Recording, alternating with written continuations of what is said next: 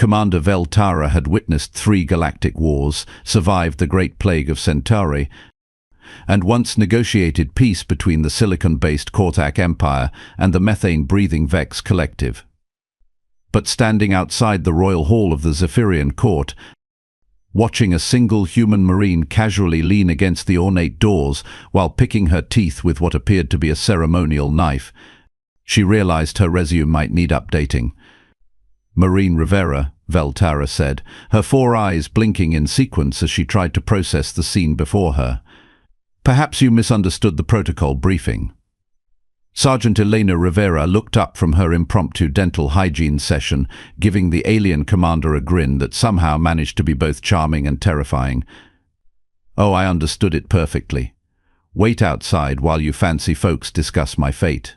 Very democratic of you."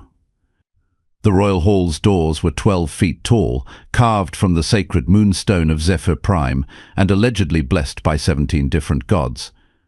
They cost more than most planets' annual GDP. Rivera had propped her combat boots against them like they were her personal footrest. "The Council of Elders requires privacy for their deliberations," Veltara explained, her voice carrying the patience of someone who had explained this exact thing to stubborn species across the galaxy. "It is standard procedure when determining the fate of unique individuals."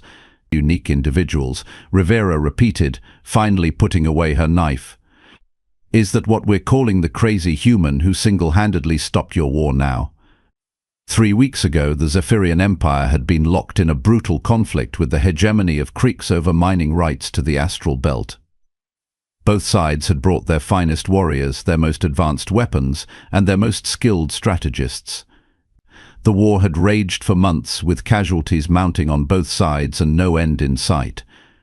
Then Rivera had arrived, not as part of some grand human military intervention. Oh no, that would have been too simple. She had been on shore leave, visiting the nearby human colony of New Brisbane, when she decided to take a quick side trip to see what all the fuss was about. Within 72 hours, she had somehow convinced both armies to stop shooting at each other and start working together to fight off a previously unknown threat of space pirates who had been playing both sides for profit. The method she used to accomplish this feat was still classified, though rumors suggested it involved a lot of swearing, some creative use of explosives, and at least one instance of her physically lifting a Crix general over her head to make a point. "Standard procedure," Rivera mused, standing up and stretching. At 6 feet tall, she was considered average for a human, but towered over most of the Zephyrian court. "You know what's funny about standard procedure?" "I am sure you are about to tell me," Veltara replied, already knowing she was not going to like where this was going. "It assumes everyone follows the same rules," Rivera said, walking over to examine the intricate carvings on the door. "But see, humans have this really bad habit of questioning authority. Especially when that authority is deciding whether to give us a medal or throw us in prison." From inside the royal hall came the sound of heated debate. The Council of Elders, composed of the wisest and most respected members of Zephyrian society, the Seas, were apparently having trouble reaching a consensus about what to do with their human problem. "Perhaps," Veltara suggested carefully, "you could demonstrate your respect for our customs by waiting patiently." Rivera turned to look at her, and for a moment her expression was almost sympathetic. "Commander, I like you. I really do. You've got that whole seen too much war thing going on that I can relate to. But here's the thing about respect. It's a two-way street." She gestured toward the doors. "Right now in there, a bunch of people who weren't even present during the conflict are deciding what happens to me. They're discussing my actions, my motivations, and my future without bothering to ask me a single question. That's not respect. That's bureaucracy." The sounds from inside the hall grew louder. Someone was definitely shouting now, though the universal translators were having trouble keeping up with what sounded like very creative cursing in at least 3 different languages. "The Council's wisdom is renowned throughout the galaxy," Veltara tried again.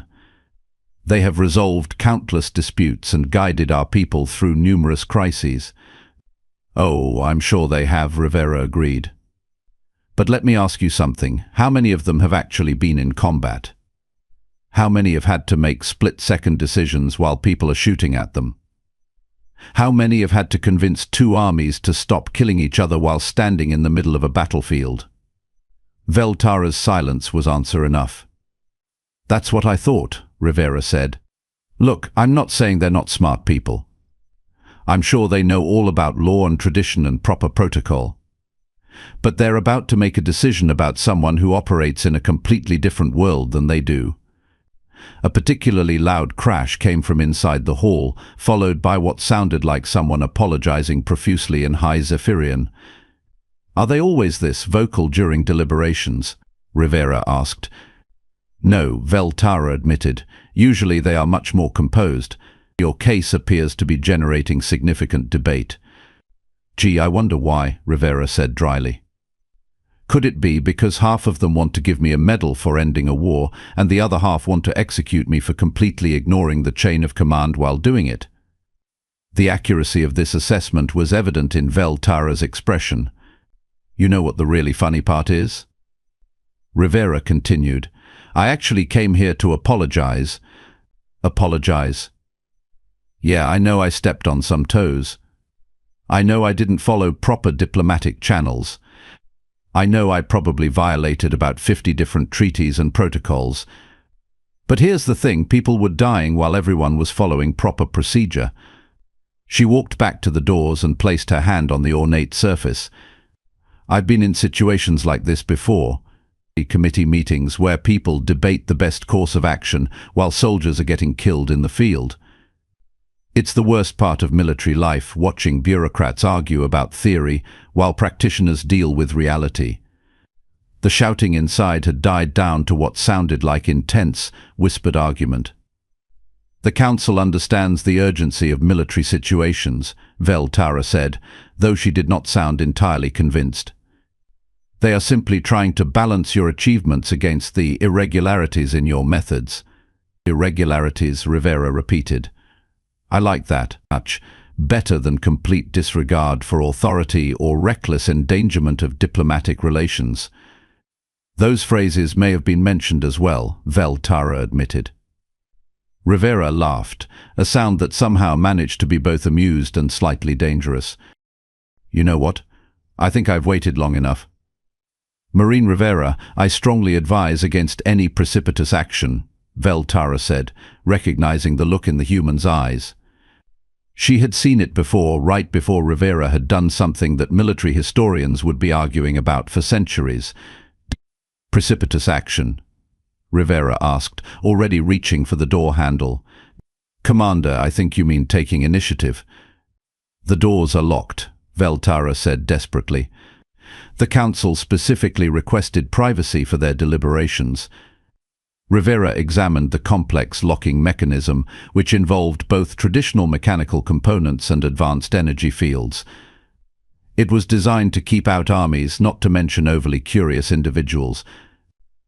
She said thoughtfully, you know, back on Earth we have a saying, the best defense is a good offense. But personally, I've always preferred why go around when you can go through. Marine Rivera, please reconsider, Veltara pleaded. The council will not respond well to interruption. You could be charged with contempt of court, disrespect to the crown, violation of sacred space. Or, Rivera interrupted, I could be charged with taking responsibility for my actions instead of letting other people decide my fate without input from the person most qualified to explain what actually happened. She stepped back from the doors and Veltara felt a moment of relief. Perhaps the human had seen reason after all. That relief vanished when Rivera began rolling up her sleeves. You know what the problem with locked doors is? Rivera asked conversationally. They're really only effective against people who respect the concept of locked. Marine Rivera, Veltara said, her voice rising in alarm, I am ordering you to stand down. Rivera paused and looked at her with genuine curiosity. Commander, with all due respect, what exactly is your plan here? Are you going to physically restrain me? Veltara looked at the human, who was built like a compact siege engine and had demonstrated the ability to bend steel with her bare hands. I had hoped reason would prevail. Reason is exactly what I'm going for, Rivera said cheerfully. It's just that my definition of reasonable might be slightly different from yours. She approached the doors again, this time with the focused intensity of someone who had made a decision. You know what I think is unreasonable? Sitting outside while a bunch of people who weren't there decide whether I'm a hero or a criminal. You know what else is unreasonable? Expecting someone who has spent their entire career taking action to suddenly become passive. The Council's authority is about to meet human stubbornness, Rivera finished. This should be educational for everyone involved. She placed both hands on the doors and leaned her weight against them. For a moment, nothing happened. Then, with a sound like reality itself complaining, the ancient locking mechanism began to give way. The security systems, Veltara began, are designed to keep out conventional threats, Rivera said through gritted teeth. Unfortunately for your security systems, humans are aggressively unconventional. Inside the hall, the debate had stopped. Someone had noticed the doors moving. Marine Rivera, came a voice from inside, speaking in accented standard. These proceedings are private. You will return to your assigned position immediately. Rivera paused in her assault on the doors and called back, You know what? I've got a better idea. With one final surge of effort, she pushed the doors open wide enough to step through. The ancient hinges, which had held for over 1,000 years, finally surrendered to human persistence. Sorry about the doors, Rivera said, stepping into the royal hall with the casual confidence of someone who had just proven that locked doors were more of a suggestion than an actual barrier. But I figured since you're all discussing me, I should probably be here for the conversation. The Council of Elders, 12 of the most distinguished members of Zephyrian society, sat in stunned silence around a crescent-shaped table.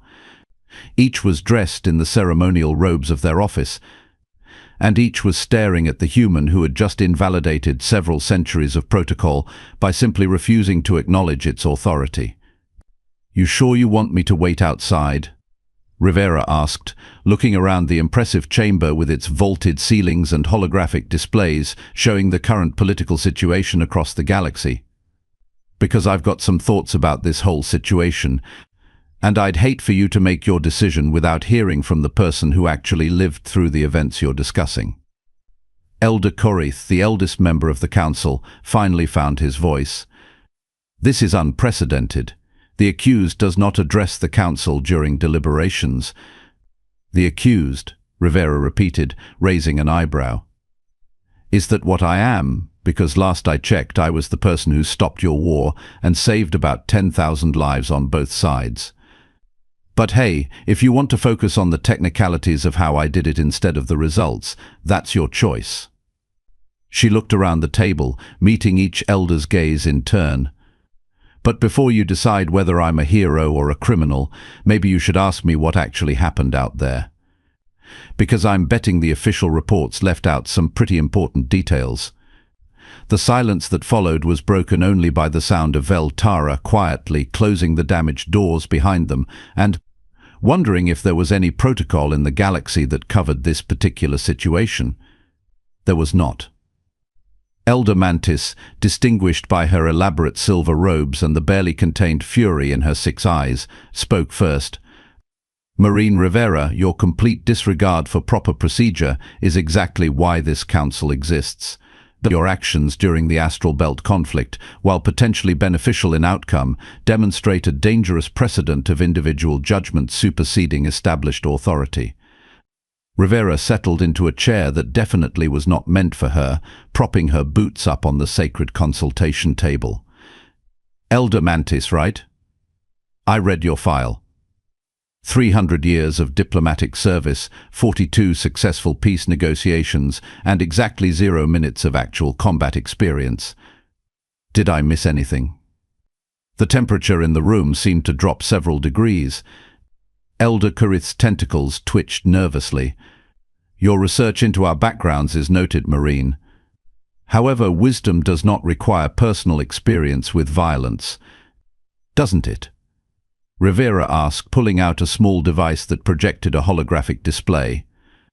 Because I've got some recordings from the battlefield that might change your perspective on what wisdom actually looks like when people are dying. The hologram flickered to life, showing the final day of the astral belt conflict. The images were grainy, taken from Rivera's helmet camera, but the audio was crystal clear. The sound of energy weapons firing, soldiers screaming, and the general chaos of war filled the royal hall. "This is hour 14 of the third day," Rivera narrated, her voice taking on the professional tone of someone giving a military briefing. Both sides had been fighting for 18 hours straight. Casualties were mounting, supplies were running low, and neither army was willing to give ground. The Zephyrian forces had lost 30% of their troops. The Creeks had lost 40% of theirs. Elder Vex, whose blue skin had turned a sickly green color, raised a trembling hand. This is not how the reports described the situation." "The reports were sanitized," Rivera said bluntly. "Military intelligence thought the actual details might be too disturbing for civilian leadership. They were probably right." The hologram shifted to show Rivera herself, standing in the middle of no man's land between the two armies. She was covered in dust and what looked suspiciously like blood, and she was holding something that appeared to be a makeshift white flag. "This is the moment I decided to ignore every order, every protocol, and every piece of military wisdom I had ever learned," Rivera said, watching her recorded self march toward the Zephyrian command post. "Want to know why?" The elder Korith, who had been scribbling notes throughout the presentation, looked up. "We are listening." "Because I had intercepted communications from both sides," Rivera explained, manipulating the hologram to show decoded message transcripts. "Your commanders were planning a final assault that would have resulted in total mutual annihilation. The Creeks were preparing to deploy chemical weapons. Everyone was about to die, and the only thing stopping it was proper procedure." The recorded Rivera reached the Zephyrian command post and immediately began what could only be described as the most aggressive peace negotiation in galactic history.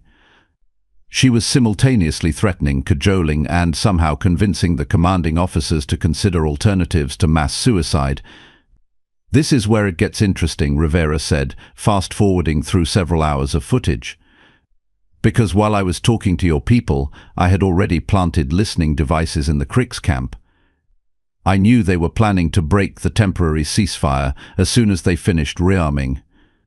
The hologram showed Rivera sneaking through the Creeks encampment with the casual confidence of someone who had done this sort of thing before. She was systematically disabling weapons, redirecting supply lines, and apparently having friendly conversations with enemy soldiers. "Wait," Elder Mantis interrupted, her anger temporarily replaced by confusion. "You infiltrated the enemy camp during a ceasefire. That is a violation of every rule of civilized warfare," Rivera agreed cheerfully. "Also probably a dozen interstellar treaties. But here's the thing, I wasn't there as a soldier. I was there as a concerned third party who happened to know that the Creeks were being manipulated by outside forces."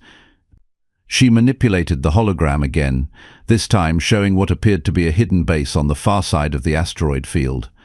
Meet the Crimson Syndicate, a group of space pirates who had been selling weapons to both sides while simultaneously feeding them false intelligence about each other's intentions. They wanted the war to continue because it was profitable. The council members exchanged glances that suggested this was the first time they had heard about any space pirates. "The what now?" Elder Vex asked weakly. "The Crimson Syndicate," Rivera repeated, led by a charming fellow named Captain Hrok, who had been playing both sides for about 6 months. "He would sell weapons to the Zephyrians, then tip off the Creeks about your troop movements. Then he would sell weapons to the Creeks and warn you about their plans. Classic arms dealer strategy. Keep the conflict going as long as possible." Elder Korith's note-taking had become increasingly frantic. "Our intelligence services reported no such organization. That's because they were good at their job," Rivera said. "Also because they had inside information from both sides. Captain Hrok had contacts in both your military and theirs. The war was never really about mining rights. It was about keeping two armies busy while pirates looted everything that wasn't nailed down. The hologram shifted to show Rivera confronting what appeared to be a heavily armed space station. She was alone, carrying nothing but a standard-issue rifle and what looked like a very large bag of explosives. "This is my personal favorite part," Rivera said, grinning at the memory. "The moment I decided to have a heart-to-heart conversation with Captain Hrock about his business practices." The recorded Rivera was somehow talking her way past multiple security checkpoints, disabling guard systems, and generally behaving like she owned the place. It was simultaneously impressive and terrifying. "How did you?" Elder Mantis began. "Trade secret," Rivera said. "Let's just say that humans have a talent for social engineering. We're very good at convincing people to do things they probably shouldn't do." The hologram showed Rivera finally reaching the command center of the pirate base, where she found Captain Hrock and his crew celebrating what they apparently thought was their greatest success. The conversation that followed was brief, direct, and concluded with the entire pirate operation surrendering without a fight. "What did you say to them?" Veltara asked, speaking for the first time since entering the hall. Rivera's grin widened. "I told them that if they didn't immediately cease all operations and surrender to proper authorities, I would personally ensure that every military force in 3-star systems knew exactly where to find them. Then I mentioned that humans have a really bad habit of holding grudges and that Earth's military was always looking for new training opportunities. And they believed you." "They looked up humanity's military history," Rivera said simply. "Turns out that when you're dealing with a species that once fought a war over a bucket, most people decide cooperation is the better option." Elder Korith looked up from his notes. "A war over a bucket?" "The War of the Oaken Bucket, 1325 CE, Rivera recited. "Started over a stolen bucket, lasted 12 years, involved multiple city-states, and resulted in thousands of casualties. Humans will fight over anything if they think it's worth fighting for." The hologram continued, showing Rivera somehow convincing the surrendered pirates to help her expose the corruption in both military commands. Within hours, the traitors on both sides had been identified and arrested, the false intelligence had been revealed, and both armies had realized they had been manipulated into fighting each other. The peace negotiations took exactly 4 hours after that, Rivera concluded. "Turns out that when people realize they've been played, they get very motivated to find better solutions." Elder Vex, who had been silent throughout most of the presentation, finally spoke. "Your methods were highly irregular, but the results speak for themselves," Rivera agreed. 0 casualties during the peace process, complete exposure of the pirate operation, and lasting peace between two civilizations that had been at each other's throats for months. "Oh, and I recovered about 12 million credits worth of stolen resources that the pirates had been hoarding." She stood up and walked to the window, looking out at the bustling spaceport below. "But here's the thing, elders. I didn't do any of this because I wanted to be a hero. I did it because I was tired of watching people die while bureaucrats argued about proper procedure." Elder Mantis, who had been quiet during the latter part of the presentation, finally spoke. "Your actions saved lives. This council cannot dispute that. However, your complete disregard for established authority is exactly why it worked," Rivera interrupted. "If I had followed proper procedure, I would have filed a report about the pirate operation. That report would have been reviewed by intelligence analysts who would have passed it up the chain of command, who would have formed a committee to investigate the claims, who would eventually recommended action to their superiors, who would have debated the political implications of intervention." She turned back to face the council. "By the time proper procedure had run its course, the war would have been over and everyone would have been dead. Sometimes proper procedure is the enemy of effective action." Elder Korith set down his stylus and looked directly at Rivera. "Marine, your argument is compelling. However, if every individual in the galaxy decided to ignore established authority whenever they disagreed with it, we would have chaos." "Would we?" Rivera asked. Or would we have a galaxy where people took personal responsibility for their actions instead of hiding behind committee decisions and bureaucratic procedures? The debate that followed was intense, with each elder expressing their concerns about the precedent Rivera's actions might set. Some argued that her methods, while effective, were too dangerous to endorse. Others pointed out that the results had been undeniably positive and that sometimes desperate situations required desperate measures. Finally, Elder Corith called for order. "This council has heard your testimony, Marine Rivera. We will deliberate on our decision." "Actually," Rivera said, "I have a better idea." The collective groan from the council suggested they were beginning to understand how humans approached problem solving. "Instead of you deciding whether I'm a hero or a criminal," Rivera continued, "why don't we let the people who were actually there make that call? I've got testimony from soldiers on both sides, recordings of the peace negotiations, and detailed reports from the intelligence officers who helped expose the pirate operation." She activated her holographic display again, this time showing what appeared to be a live communication feed. "In fact, I took the liberty of inviting some of them to join us." The hologram resolved into the image of a Zephyrian colonel and a Krix general, both of whom appeared to be speaking from their respective ships. "Colonel Thane," Rivera said, "General Vorthak, thank you for joining us. Could you please tell the Council your opinion of my actions during the Astral Belt conflict?" What followed was 30 minutes of the most glowing military testimonials in galactic history. Both officers described Rivera's actions as brilliant, decisive, and ultimately responsible for saving thousands of lives. They praised her courage, her strategic thinking, and her ability to see solutions that trained military professionals had missed. When the testimonials concluded, the council sat in stunned silence. "So," Rivera said, settling back into her chair, "still think I should have waited outside?" Elder Mantis, who had been Rivera's strongest critic, finally smiled. "Marine Rivera, this council has never encountered anyone quite like you." "I'll take that as a compliment," Rivera replied. "It was intended as one," Elder Corith said. "Your methods are unconventional, your approach to authority is challenging, and your complete disregard for proper procedure is deeply concerning. However, your results are undeniable, and your motivations appear to be genuinely altruistic." He stood up, and the other council members followed suit.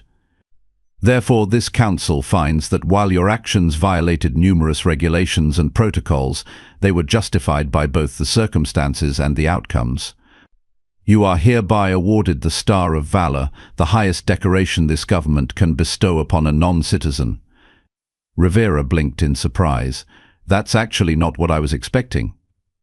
"What were you expecting?" Elder Vex asked. "Honestly, I thought you were going to throw me in prison and use me as an example of why humans shouldn't be trusted with military operations." Elder Mantis laughed, a sound that was surprisingly pleasant. "Marine Rivera, if we imprisoned everyone who achieved positive results through unconventional methods, we would have no effective leaders left. Besides," Elder Corith added, "we have reviewed your complete military record. The Astral Belt incident was not your first success through creative problem solving. It appears that ignoring authority and achieving impossible results is something of a specialty for you." Rivera grinned. "What can I say? Humans are good at improvising."